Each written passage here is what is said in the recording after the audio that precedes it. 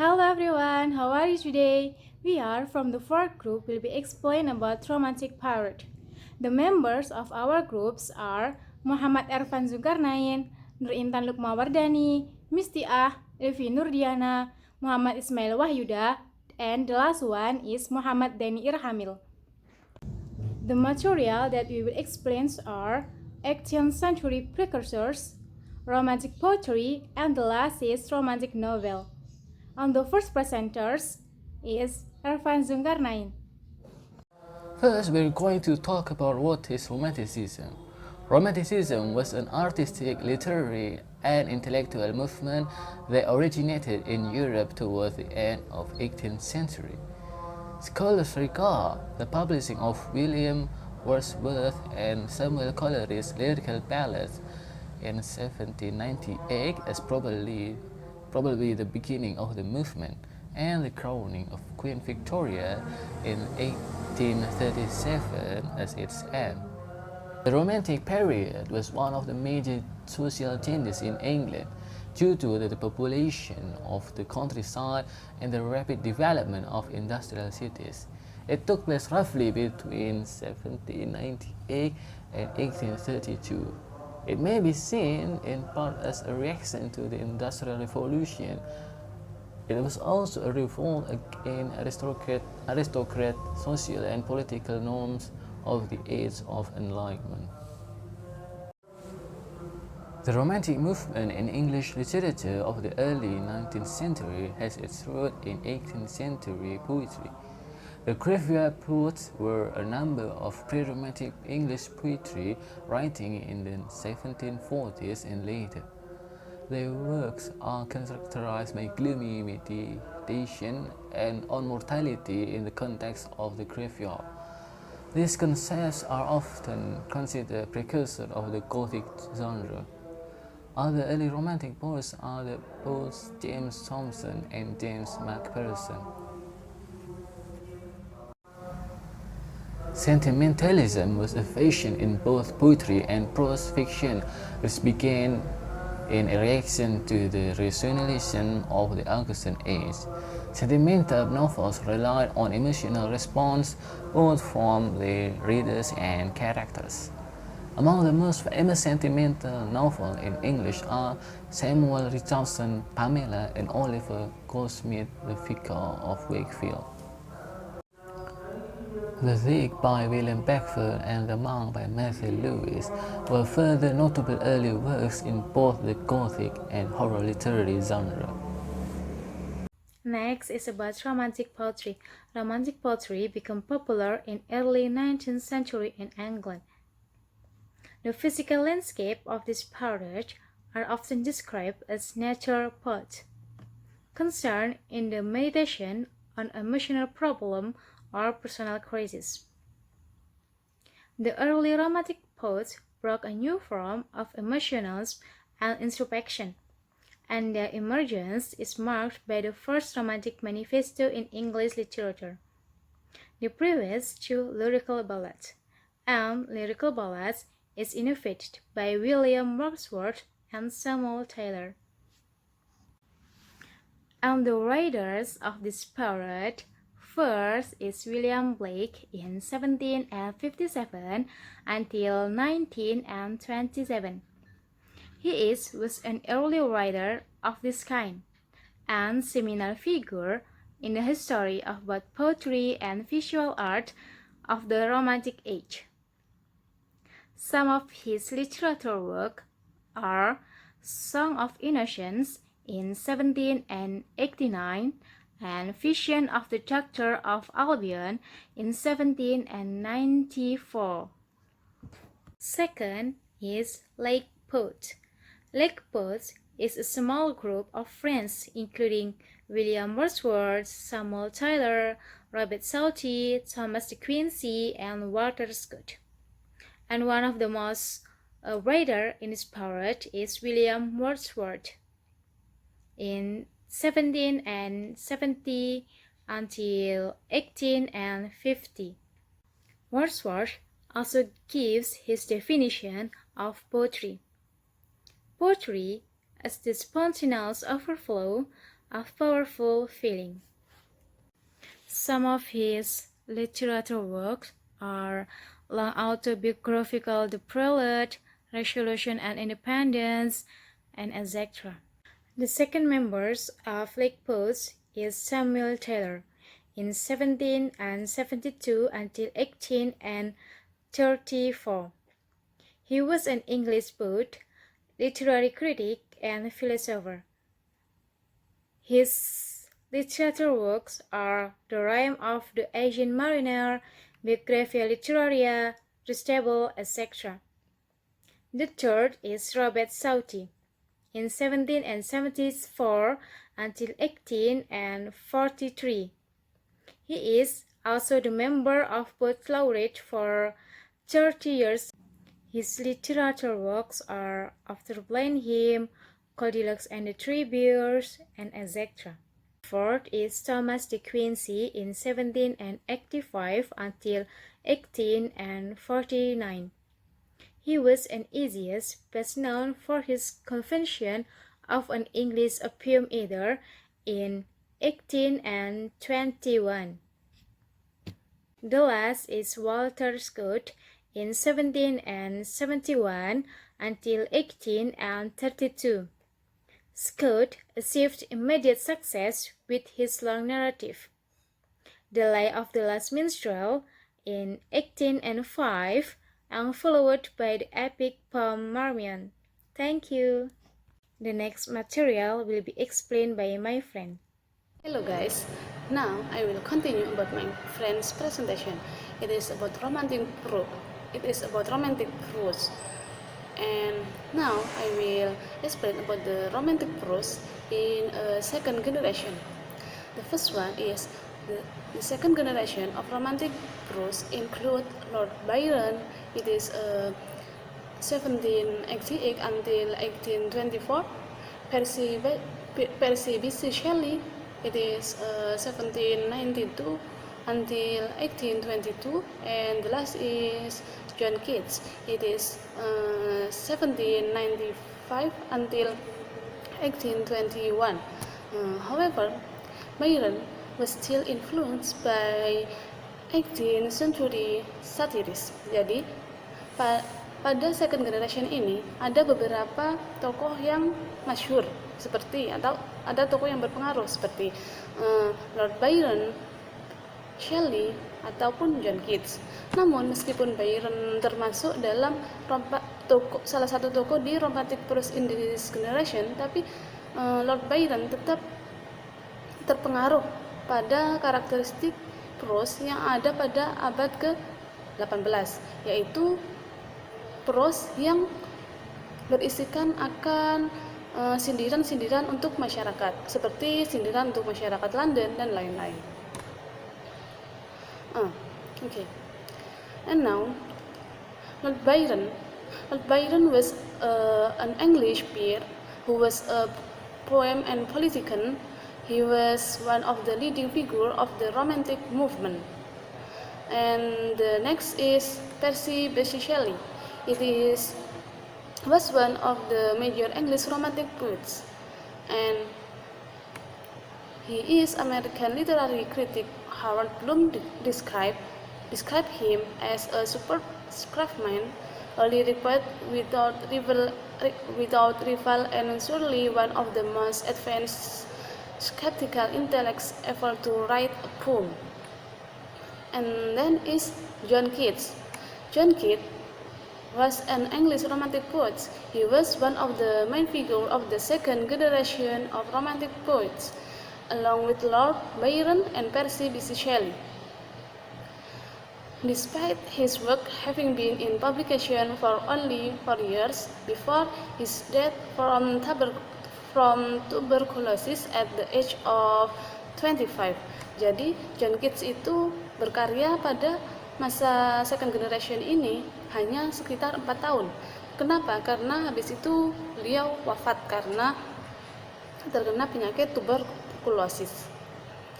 And next I will explain about the characteristic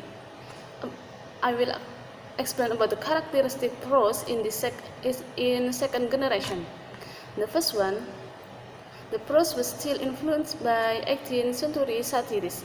Jadi salah satu ciri prosa pada masa ini yaitu isinya masih tetap tentang sindiran-sindiran, sebagaimana sindiran terhadap masyarakat London. And the second is the works contain about exploiting the violence and drama of their exotic and historical setting. Jadi selain itu, ciri-ciri prosa pada second generation ini yaitu karya-karyanya berisi tentang eksploitasi kekerasan ataupun drama-drama yang eksotik dengan setting yang bersejarah gitu. Jadi selain berisikan tentang sindiran, juga tentang berisikan eksploitasi kekerasan, karena pada zaman itu sangat terkenal akan kekerasan. And the last characteristic is a sharp satire against London society. Jadi prosa pada masa ini juga berbentuk sindiran kepada masyarakat London, sebagaimana yang ciri-ciri yang pertama tadi. Jadi ciri utamanya isi dari setiap prosa pasti itu isinya tentang sindiran ataupun tentang kekerasan yang terjadi pada masa itu. And next I will explain about the writer and his work in this era. The first one is Lord Byron. Salah satu karyanya yaitu Don Juan. It is about satire against London society. Jadi salah satu tokoh prosa yang terkenal in second generation is Lord Byron, yaitu karyanya yang berjudul Don Juan, isinya sindiran untuk masyarakat London. Dan yang kedua, itu versi B.C. Shelley, karyanya yaitu Ozymandias, Ode to the West Wind, to a Skylark, Music, When Sophies Die, The Cloud, The Mask of Anarchy, and Adonis. Jadi dari karya-karya yang telah saya sebutkan itu merupakan semua karya milik Shelley, dan dalam karya-karya itu berisikan tentang kematian Keats. Jadi karya-karyanya Shelley itu mayoritas menceritakan tentang kematian Keats, mulai dari Keats yang terserang penyakit tuberkulosis dan lain-lain. And the last is John Keats. Jadi John Keats di sini memiliki karya yang paling terkenal yang berjudul Ode to a Nightingale, atau yang lainnya yaitu Sleep and Poetry. Jadi Sleep and Poetry. Jadi pada masa itu John Keats itu memperkenalkan karyanya tersebut, di mana dalam karya tersebut itu merupakan sebuah personal poem that describe Keats' journey to a state of negative ability. Jadi pada kedua karyanya tersebut itu menceritakan tentang merupakan sebuah puisi pribadi yang menceritakan tentang perjalanan hidup Keats, yang mana pada masa itu dia dikaruniai kemampuan negatif gitu. Thank you. I think it is enough for me, and the next material will explain by my friends. Okay, now I will explain about other poet. Another important poet in this period was John Clare, 1793 until 1864. Clare was the son of a farm laborer who came to be known for his celebratory representations of the English countryside and his lamentation for the changes taking place in rural England. His poetry underwent a major revelation in the late 2nd century, and he is often now considered to be among the most important 19th century poets. His biographer, Jonathan Pitt, states that Clare was the greatest laboring class poet that England has ever produced. No one has ever written more powerfully of nature, of a real childhood, and of the alienated and unstable self. Oke, jadi pada periode ini, poin yang terpenting pada periode ini adalah John Clare pada tahun 1793 sampai 1864. Clare adalah putra seorang buruh tani yang kemudian dikenal karena representasi perayaan pedesaan Inggris dan ratapannya atas perubahan yang terjadi di pedesaan Inggris. Puisinya mengalami evaluasi ulang besar-besaran pada akhir abad ke-20 dan dia sekarang sering dianggap sebagai salah satu penyair abad ke-19 yang paling penting. Penulis biografinya, yaitu Jonathan Pitt, menyatakan bahwa Clare adalah penyair kelas pekerja terbesar yang pernah dihasilkan Inggris. Okay, and the second is George Crabbe. 1754 until 1832 was an English poet who during the Romantic period would closely observe realistic portrait of rural life in the heroic couplet of the Augustan age. Lord Byron, who was admirer of Crabbe's poetry, described him as nature's sternest poeter, yet the best. Modern critic Frank Whitehead has said that Crabbe, in his first tales in particular, is an important indeed major poet whose work has been and still is seriously undervalued. Crabbe's works include The Village, 1783, Poems, 1807, The Barouche, 1810, and his poetry collection Tales, 1812, and Tales of the Hall, 1819. Jadi, George Crabbe ini adalah seorang penyair Inggris yang selama periode romantis menulis potret kehidupan pedesaan yang realistis dan diamati dengan cermat dalam bait heroik dari zaman Augustan.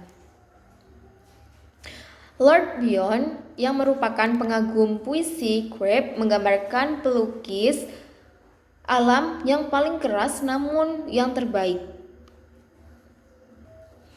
Adapun beberapa karya Crabbe termasuk The Village pada tahun 1783, kemudian Poems pada tahun 1807 dan The Barouche pada tahun 1810 dan koleksi puisinya Tales pada tahun 1812 dan Tales of the Hall pada tahun 1819. And now we will talk about female poets.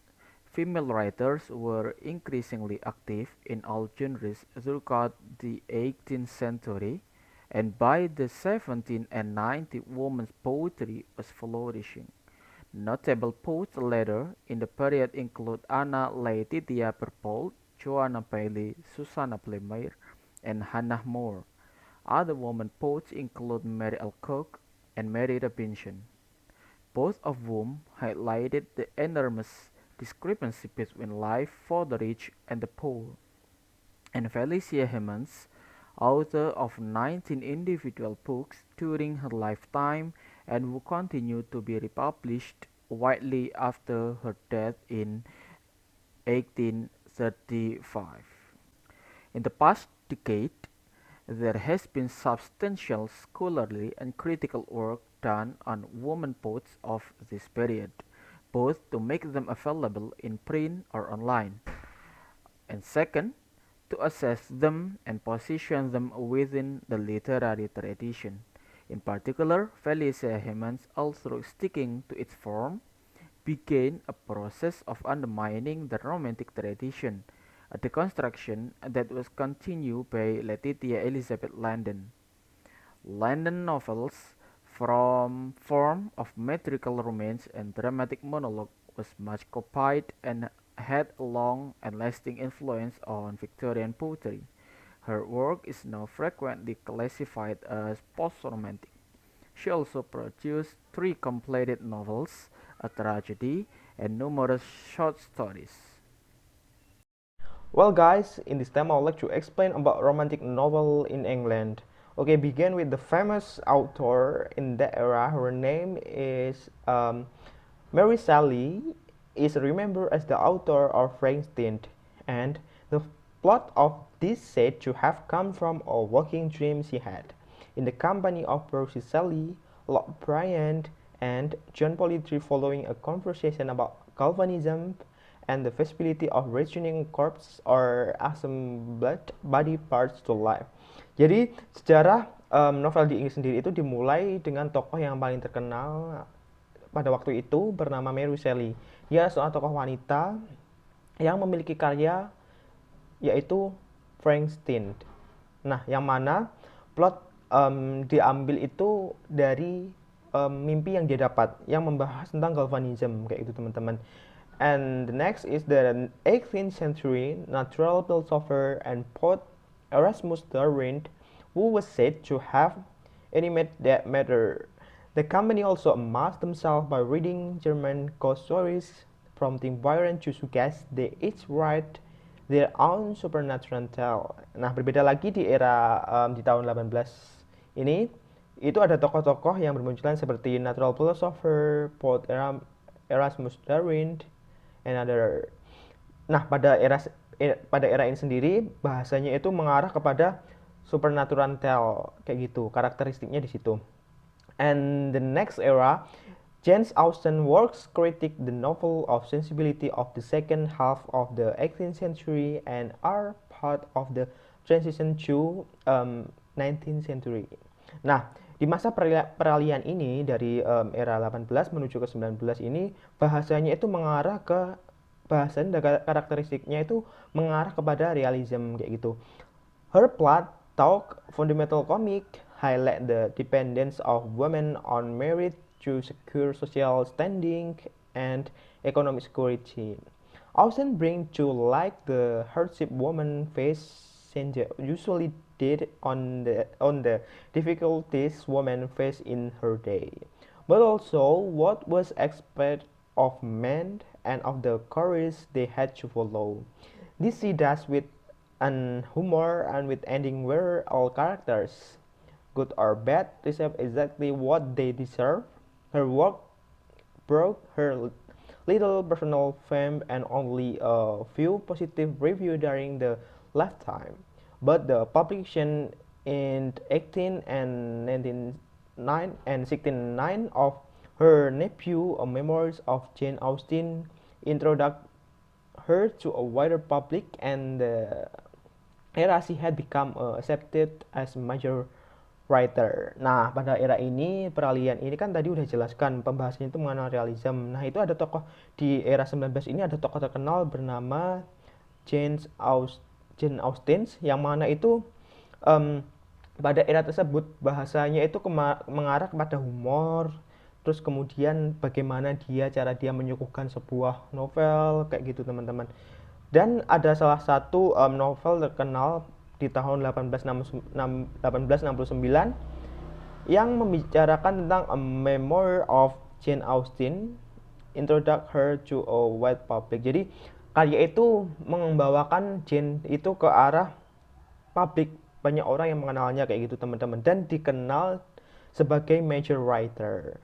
Nah, and then the second half of 20th century saw a polyfiction of Austen's scholarship and the emergence of Genevan culture. Austen's work includes Sense and Sensibility, Pride and Prejudice, Memphis Park, and so on. Jadi mungkin di era 20 ini juga ada beberapa tokoh-tokoh yang menciptakan karya-karya juga, seperti contoh karyanya itu mencakup sebagai kayak Sense and Sensibility, kemudian Pride and Prejudice, Memphis Park, Emma and Norton Abbey, and persuasion. Jadi kayak itu teman-teman.